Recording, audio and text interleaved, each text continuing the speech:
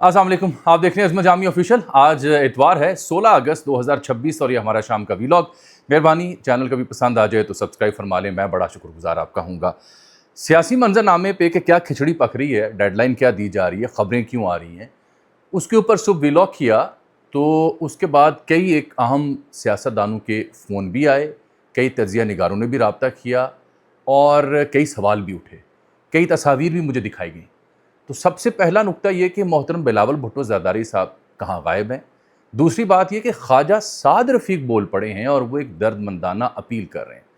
और तीसरी बात ये कि कल यानी सोमवार को 4 बजे सेनेट का इजलास होने जा रहा है।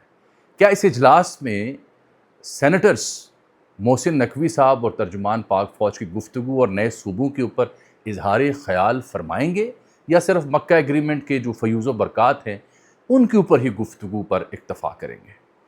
तो कुछ लोगों का फ़ोन भी आया, उन्होंने क्या पूछा, क्या बताया, किन तस्वीर का हवाला दिया, वो भी आपके साथ आज के वीलॉग में शेयर करूंगा। लेकिन मेरे साथ रहिएगा क्योंकि दो ऐसे डेवलपमेंट्स हुई जो मुझे लगता है कि सबसे पहले आपके साथ शेयर करनी चाहिए।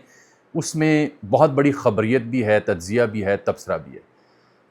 बांग्लादेश में नई हुकूमत बनी शेख हसीना वाजिद की छुट्टी करने के बाद, और वो पनाह ले ली उन्होंने नई दिल्ली में। मोदी सरकार ने उन्हें आशीर्वाद दी, पनाह दे दी।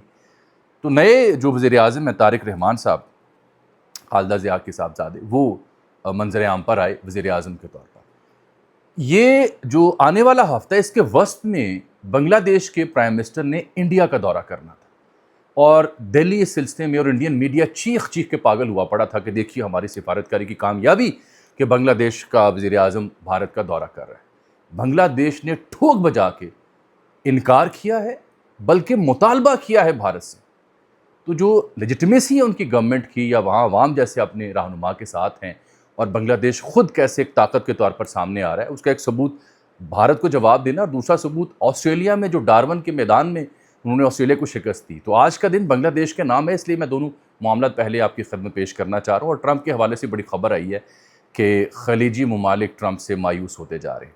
हुआ ये कि इनका स्केड्यूल्ड जो प्लान्ड एक दौरा था जिसके बारे में इंडियन मीडिया बात कर रहा था, तो आज इनका जो यानी दफ्तर ख़ारजा है बांग्लादेश का, उसके तर्जुमान हैं AKM शाहिद अल करीम। वो उनकी मैंने गुफ्तगू देखी और सुनी, यकीन जाने एतबार नहीं आ रहा था कि ये क्या गुफ्तगू कर रहे हैं। क्योंकि एक ज़माने में बांग्लादेश इंडिया के साथ जो ताल्लुकात थे शेख हसीना वाजिद के दौर में, एक हम उसको एक सिस्टर स्टेट समझते थे कि जैसे तसल्लुत है भारत का। क्या लबो लहजा था, देखने से ताल्लुक़ रखता था। उन्होंने कहा कि सवाल ही नहीं पैदा होता कि तारिक रहमान साहब बांग्लादेश के प्राइम मिनिस्टर दौरा करें भारत का इन हालात में। नो वे, आप सफ़र के लिए साजगार माहौल नहीं है, दौरा नहीं हो रहा, दौरा मनसूख करें। बांग्लादेश के वज़ीर आज़म ने भारत का दौरा मनसूख कर दिया। वजह, शेख हसीना वाजिद को आपने पनाह दी है, शेख हसीना वाजिद को हमने सज़ा दी हुई है, आप उसको हमारे हवाले करेंगे तो ताल्लुकात नॉर्मल होंगे। और ये वही शेख हसीना वाजिद है जो चंद रोज़ पहले नई दिल्ली में इसने ख़िताब किया, ऑडियो तकरीर की, खूब गम और गुस्से का इजहार किया मोदी की छतर छाया में रहते हुए मौजूदा बांग्लादेशी हुकूमत के ऊपर। बांग्लादेशी अवाम ने शेख हसीना वाजिद को मुस्तरद किया है, एक इनकलाब की सूरत में उसका तख्ता गिराया और उसके बाद उसको मुल्क से चलता किया और पनाह दी मोदी ने। तो बांग्लादेश की दाद तो दें कि उनकी सरकार के अंदर हिम्मत है, मसल्स हैं। डट के उन्होंने कहा कि सवाल ही नहीं पैदा होता हम भारत का दौरा करें, आप शेख हसीना वाजिद को हमारे हवाले करेंगे तो ताल्लुकात के बारे में सोचेंगे, तो हम आपके दौरे के बारे में सोचेंगे। दूसरी बड़ी खबर बांग्लादेश के हवाले से डार्वन के मैदान में आई। डार्वन का नज़रिया इर्तिका तो आप सबको पता होगा, जिसकी साइंस नफ़ी भी करती है किसी हद तक, लेकिन उस नज़रिए का जो वो दुरुस्त भी साबित हुआ कि इर्तिका कैसे होता है, एवोल्यूशन कैसी होती है। बांग्लादेश की टीम कभी सोच भी नहीं सकती थी कि वो ऑस्ट्रेलिया को शिकस्त देगी। उन्होंने ये कारनामा कर दिखाया सिंगल हैंडेडली और एक बहुत बड़ी शिकस्त से दो चार किया ऑस्ट्रेलिया को। यानी बांग्लादेश 9वें नंबर पर है टेस्ट क्रिकेट में, तो ये मैच जीतने के बाद चौथे नंबर पर चले गए। हम उससे भी नीचे हैं, पाकिस्तान क्रिकेट का बेड़ा गर्क हुआ पड़ा है। 9 विकेटों से शिकस्त दी डार्वन टेस्ट में बांग्लादेश ने, और ये किसी भी एशियन टीम की ऑस्ट्रेलिया के ख़िलाफ़ सबसे बड़ी फतह है। विकटें बाकी विकटें जितनी बचती हैं इन हैंड्स, उस एतबार से 9 विकटों से इतनी बड़ी कामयाबी कभी पाकिस्तान को, इंडिया को, श्रीलंका को नसीब नहीं हुई ऑस्ट्रेलिया के ख़िलाफ़।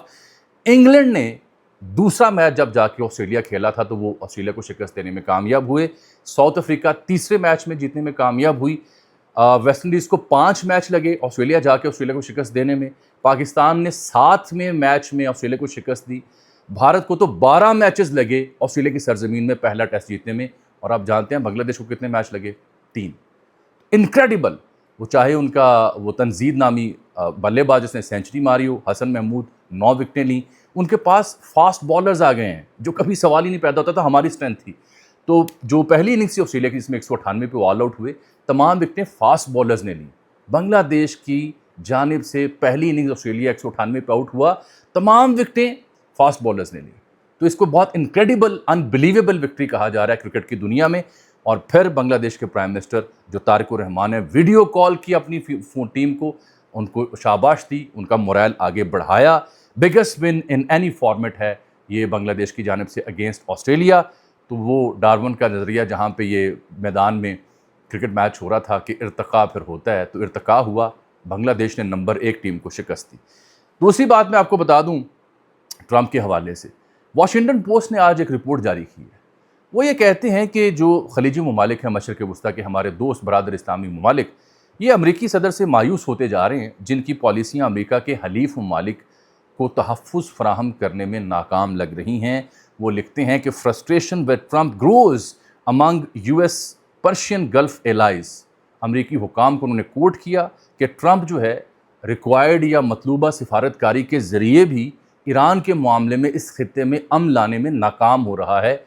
یہی وجہ ہے کہ پھر BBC نے ایک جگہ تبصرہ کیا کہ مکہ معاہدہ امریکی اثر و رسوخ کے کم ہونے کی ایک نشانی ہے۔ اور پھر ایکزیوس براک ریورڈ نے خبر دی کہ Trump secret back channel to IRGC۔ وہ کہتا ہے کہ مڈ مئی سے ٹرمپ نے ایک خفیہ چینل کھولا ہوا ہے IRGC کے ساتھ، پاستران کے ساتھ۔ خبر میں وہ کہتا ہے احمد واحدی جو ہیں IRGC کمانڈر، وہ تعلقات کار ہیں، اور جو عراق میں کرد رہنما ہیں ایک بارزانی، ان کے ذریعے رابطہ ہو رہا ہے۔ ایرانین حکام اس کی سراسر تردید کرتے ہیں۔ یہ براک ریورڈ ٹیبل سٹوریاں بھی چھوڑتا ہے جان بوجھ کے۔ وہ کہتے ہیں سوال ہی نہیں پیدا ہوتا کہ براہ راست ہم امریکہ سے رابطہ کریں، ثالثوں کے ذریعے ہمارا رابطہ ان کے ساتھ موجود ہے۔ آج ایک ملکی سیاست کے اوپر سب سے پہلے سنیے کہ خواجہ سعد رفیق صاحب کیا کہہ رہے ہیں۔ یہ پاکستان مسلم لیگ نون کے سینئر رہنما ہیں، کسی اور کی بات نہیں میں کر رہا۔ وہ لکھتے ہیں کہ آزاد جموں کشمیر میں لگنے والے زخم گہرے ہیں، فوری طور پر مؤثر علاج نہ کیا گیا تو زخم خراب ہو جائیں گے۔ ظرف، تدبر اور حکمت بروئے کار لائے جائیں، ریاست کھلے بازوؤں سے آگے بڑھے اور گرتے ہوئوں کو تھام لے۔ خواجہ سعد رفیق کی یہ درد مندانہ اپیل ہے حکمرانوں سے، فیصلہ سازوں سے، اسٹیبلشمنٹ سے، مقتدرہ سے، تمام متعلقہ فریقین سے۔ معاف کیجیے گا، بتی میرے کار نہیں ہے گی تو پسینے نہ برا حال ہے۔ بہرحال یہ خواجہ صاحب نے جو بات کی اس لیے اہم ہے کہ آج میری ملاقات ہوئی، برطانیہ سے ایک صحافی دوست تھے، تو میں نے ان سے پوچھا کہ برطانیہ میں بڑی تعداد میں کشمیری رہتے ہیں، پاکستانی رہتے ہیں، ان کے سینٹیمنٹس کیا ہیں اس ساری صورتحال کے اوپر۔ چلیں اب انتخاب بھی ہو گیا، لیکن جو صورتحال آزاد جموں کشمیر کی افسوسناک ہے، کاش ایسا نہ ہوتا، مل بیٹھ کے کوئی حل نکال لیا جاتا۔ انہوں نے کہا کہ تقریباً کوئی 1.8 یا 1.9 ملین پاکستانی وہاں ہوتے ہیں، جن میں سے اکثریت کشمیریوں کی ہے، کوئی 1.2 ملین، اور وہ پریشان ہیں بلیک آؤٹ کی وجہ سے جو یہاں ہوا۔ ایکسیس نہیں تھی، اس طرح سے میڈیا کوریج نہیں تھی، معلوم نہیں تھا ہو کیا رہا ہے، تو ان کی پریشانی گرو کر رہی ہے۔ اور انہوں نے مجھے بتایا کہ برطانیہ میں کچھ 600 سے زائد حلقے ہیں ان کے الیکٹورل کالج کے لیے، اس میں سے 60-70 ایسے حلقے ہیں جہاں پہ پاکستانی اور بالخصوص کشمیری ووٹ بڑا میٹر کرتا ہے۔ یہی وجہ ہے کہ ایک پارلیمنٹرین عمران صاحب، ان کا وہ ذکر کر رہے تھے جو ایک دستخط کروا رہے ہیں قرارداد کے اوپر، اس معاملے کے اوپر، اس کا انہوں نے ذکر کیا۔ تو یہ کشمیری بیرون ملک بھی رہتے ہیں۔ خواجہ صاحب کی بات میں بڑا وزن ہے کہ ریاست کھلے بازوں سے آگے بڑھے اور گلے لگائے، اور یہ وقت ہے زخموں پر مرہم پٹی رکھنے کا، یہ وقت ہے کہ زخم خراب نہ ہونے دیے جائیں۔ ہم بھی خواجہ صاحب کی زبان میں یہی اپیل کر سکتے ہیں، کیونکہ میں نے بتایا برطانیہ سے ایک دوست نے یہ بات ہمیں آج بتائی۔ اب آ جاتے ہیں کہ 3 تصویریں ملکی سیاست کا۔ صبح سویرے ویلاگ میں نے ذکر کیا تھا کہ صوبوں کی بحث، گورننس کی بحث، بلدیاتی نظام کی بحث اب تقویت پکڑے گی۔ آپ دیکھیے آج ڈاکٹر فاروق سلیم کا دا نیوز میں مضمون چھپا ہوا ہے، اسلام آباد میں سیمینارز ہو رہے ہیں، مختلف یونیورسٹیوں کالجوں میں اس پہ مکالمہ ہو رہا ہے، TV ٹاک شوز ہو رہے ہیں۔ تو میرا نہیں خیال کہ حکومتی بندوبست کے باوجود یہ بحث یہاں رکے گی۔ اس میں میرے پاس اطلاع، آج میری ایک سینئر صحافی ہیں امداد سومرو صاحب، پیپلز پارٹی کے اوپر گہری نظر رکھتے ہیں، ان سے بات ہوئی، ان کا یہ ماننا ہے کہ بلاول صاحب کی رائے یہ ہے کہ یہ صورتحال وہ آن پہنچی ہے کہ ہمیں حکومت چھوڑ دینی چاہیے۔ لیکن زرداری صاحب کہتے ہیں کہ ابھی وقت نہیں آیا. ابھی ہمیں دیکھنا پڑے گا جب تک کوئی ایکسٹریم قدم نہیں اٹھایا جاتا فیصلہ سازوں کی جانب سے. صوبوں کے قیام کے حوالے سے کوئی ایکسٹریم میئر انہوں نے لی تو پھر ہماری بس ہوگی, پھر چھوڑیں گے. ابھی چھوڑنے سے کوئی تیسری قوت جگہ لے سکتی ہے. تو بلاول صاحب کے حوالے سے میں چیک کر رہا تھا کہ وہ آزاد جموں کشمیر کی جو کیمپین ہے بڑی دھواں دار کی, الزام لگائے دھاندلی کے اوپر.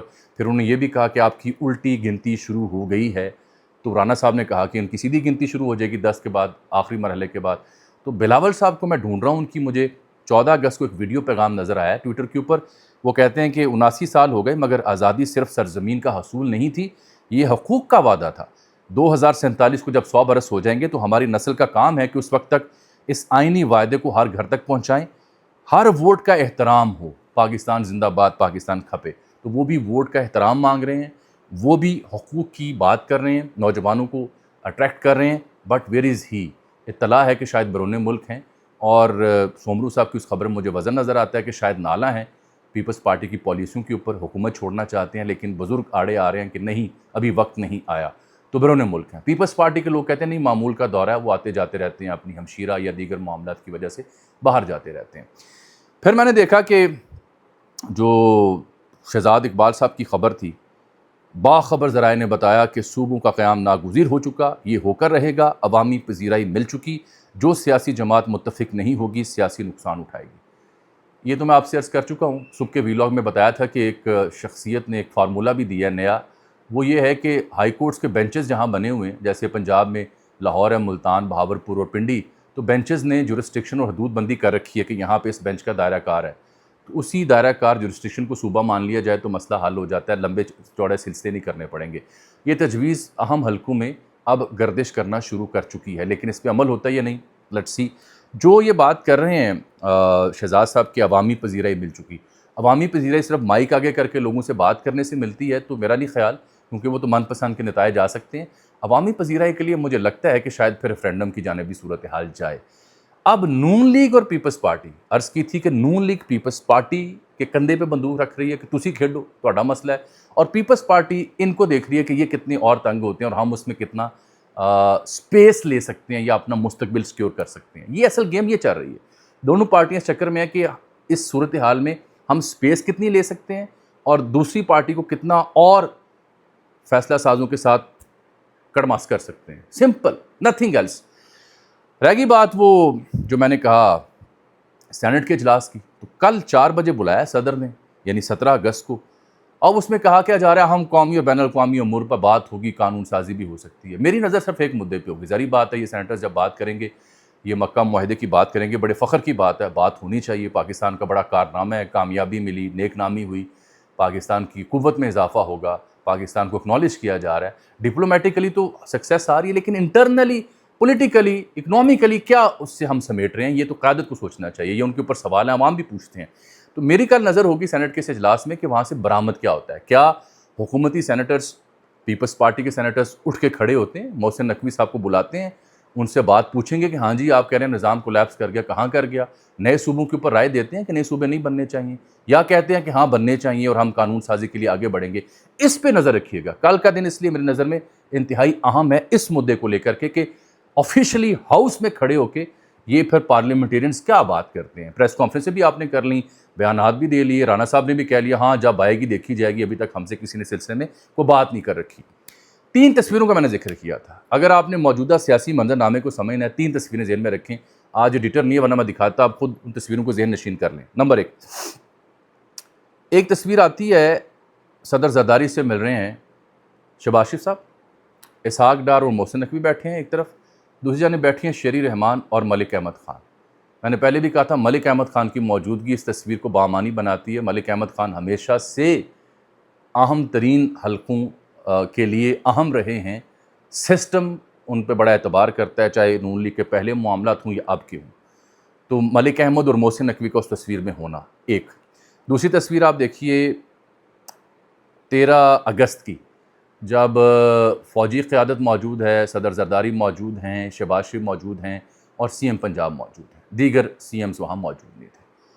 تیسری تصویر آپ دیکھیے جو چھانگلہ گلی میں میاں نواز شریف صاحب نے آزاد کشمیر کے معاملات کو دیکھنے کے لیے کون وزیر اعظم ہوگا, تو وہ ایک تصویر جاری کی. اس تصویر میں ان کے ایک جانب ان کے بھائی پرائم منسٹر بیٹھے ہیں، ایک جانب ان کی دختر مریم نواز بیٹھی ہیں، اور وہ فریم دیا گیا۔ اس تصویر میں میرا خیال ہے پیغام یہ ہے کہ جی ڈیل ود می، اور باقی دو تصویروں کا مفہوم آپ خود سمجھ سکتے ہیں۔ رہ گئی بات 13 اگست کی تصویر، تو شاید وہ آپٹیکل ویلیو کے لیے ہو، ادروائز تو مجھے اس میں کوئی زیادہ ہم بات نظر نہیں آتی۔ تیسری تصویر جو ہے وہ معنی خیز ہے، وہ سسٹم کی موجودہ صورتحال اور سسٹم کیا چاہ رہا ہے، کن لوگوں سے چاہ رہا ہے، اس کی غمازی کرتی ہے۔ بحث رکنی نہیں ہے، ہاں تمغہ کہانی کے اوپر، تمغہ کہانی ابھی رکی نہیں ہے، اس کے اوپر دلچسپ تب سے تجزیے ہو رہے ہیں۔ تو ہمارے ایک دوست ہیں جناب شاہد ریاض گوندل صاحب، بڑے معروف بزنس مین ہیں، اہل ذوق ہیں، ادب سے، تاریخ سے، ثقافت سے، موسیقی سے، اور بڑا ان کو شغف ہے۔ بنیادی طور پر تو جو یعنی توانائی کے معاملات ہیں ان پہ دسترس ہے، لیکن دیگر شوق پال رکھے ہیں۔ تو تمغہ کہانی ختم نہیں ہو رہی تھی، رنگ برنگے ون سمنے تبصرے اس پہ ہو رہے تھے، تو انہوں نے ایک شعر کہا ہے، وہ شعر آپ سب کی نظر اور پھر آپ سے اجازت۔ وہ کہتے ہیں کہ انہیں کہو کہ نہیں اب یہ باعث اعزاز، انہیں کہو کہ نہیں اب یہ باعث اعزاز، جو لوگ خوش ہیں بہت تمغہ ندامت پر۔ السلام علیکم۔